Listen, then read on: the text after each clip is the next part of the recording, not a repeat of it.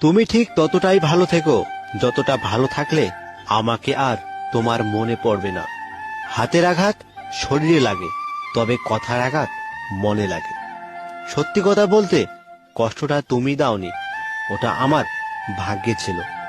আজ হয়তো তোর কাছে সময় নেই আমার সাথে কথা বলার, একদিন দেখবি তোর কাছে অনেক সময় থাকবে। শুধু তোকে মিস করার মতো আমিটাই আর থাকবো না। আমার ভাগ্যে এতটুকু দুঃখ থাকতো না যদি ভাগ্য লেখা দায়িত্বটা আমার মায়ের হাতে থাকতো। প্রয়োজন শেষ হয়ে গেলে বিরক্ত তো লাগবেই, এটাই বাস্তব। হোক সে বন্ধুত্ব অথবা ভালোবাসা।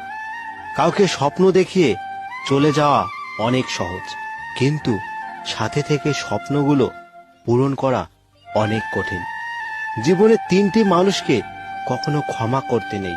নাম্বার 1, ভালো না বেসে যে ভালোবাসার অভিনয় করে। 2, যে বন্ধুত্বের সুযোগ দিয়ে বেইমানি করে। নাম্বার 3, যে বিশ্বাস নিয়ে খেলা করে। ইগনোর করার আগে ভেবে নিও, আর কোনোদিন প্রয়োজন পড়বে না তো। আজ যাকে দুর্বল পেয়ে ঠকিয়ে যাচ্ছ, এমন একটা দিন আসবে সেদিন এর চেয়ে বেশি তুমি ঠকবে। একটা কথা কি জানো তো, কখনো কারো খারাপ চাইনি, তবুও সবার গল্পে আমি খারাপ। মিথ্যা অজুহাত দেখিয়ে পালিয়ে যায় তো তারা, যারা ভালোবাসার নামে অভিনয় করে। এখন কেউ আই লাভ ইউ বললে তাকে খুব বলতে ইচ্ছে করে। কতদিনের জন্য অভিনয় করতে চাও? মানুষ আত্মহত্যা কেন করে জানো? কি বলছো? মরার জন্য? না, মরার জন্য নয়, কষ্ট থেকে বাঁচার জন্য।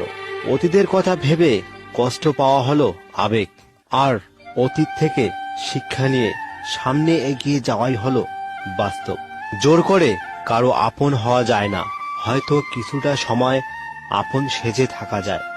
মাফ করে দিও যদি তোমার মনে কোনো কষ্ট দিয়ে থাকি। কে জানে, কাল হয়তো নাও বেঁচে থাকতে পারি। কাউকে ভালোবাসলে এতটাই ভালোবাসো যেন সে কষ্ট পেলে সবার প্রথমে তোমাকেই খোঁজে। সত্যি কথা বলতে ভালোবাসি বলেই একটু সন্দেহ করি, কারণ হারানোর ভয়টা বেশি পাই। সেই মেয়েটা সত্যি খুব লাকি, যার ভালোবাসার মানুষের রোজগার কম থাকলেও চরিত্র আর ভালোবাসাটা একদম খাঁটি। কখনো ভাবিনি জীবনে এরকম দিন আসবে। কাঁদতে হবে অথচ সবার সামনে হাসি মুখে থাকতে হবে। ভিডিওটি ভালো লাগলে একটা লাইক করবেন, আর এরকম ভিডিও পেতে পেজটিকে অবশ্যই ফলো করে রাখবেন। Bye, take care.